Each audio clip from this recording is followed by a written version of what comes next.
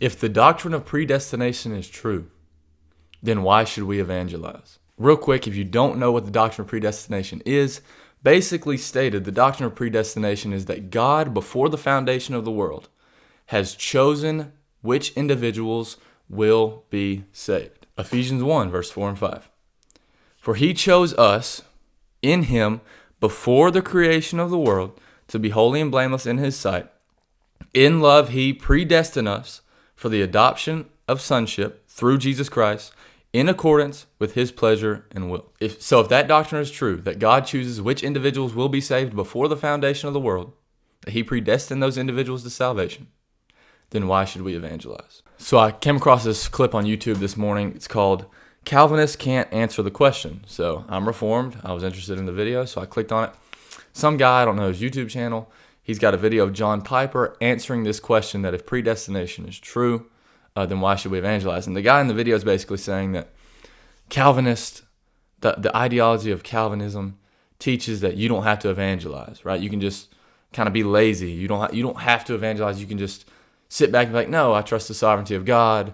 There's no reason for me to evangelize. If I don't feel like evangelizing today, I don't have to. That's basically what he's saying in the clip. So I'm going to run the clip real quick, and I'm going to discuss how his answer to his question is very, very obvious, and he should see it. If God has determined all things that come to pass, and he's determined that every single person that I run into that is potentially elect, that those people, through means that he has determined, that those people are going to be regenerated and are going to be adopted as sons and daughters, then if I'm not feeling at this moment like I'm determined to do that, then that must mean that I'm not determined to do it. And if I don't do it, well, then that means that God has determined some other means through which that will be accomplished, someone else. So to the person who is concerned, because if God determines all things that come to pass, and I need to witness to this person I work with, but I don't feel the particular courage or desire to do it in this moment,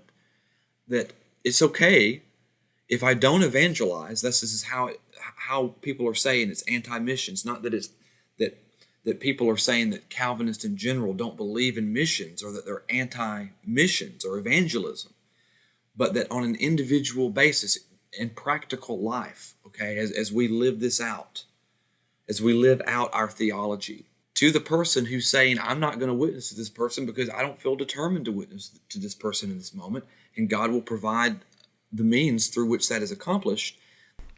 Okay, so as you can see from the clip, he says that Calvinists think that it's okay not to evangelize.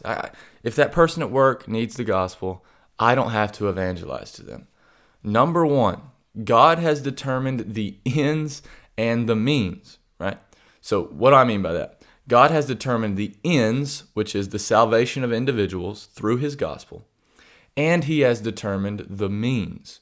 The means are us, his people, preach his gospel. God uses that gospel to save the men whom he has chosen. And number two, which should be the most obvious, is that no one thinks the way that this man is saying that we think. No Calvinist, no Reformed person is sitting back going, that person at work really needs Christ, but I trust in the sovereignty of God. I don't have to do anything. He'll get somebody else to do it. He's determined the ends and the means. He'll find somebody else.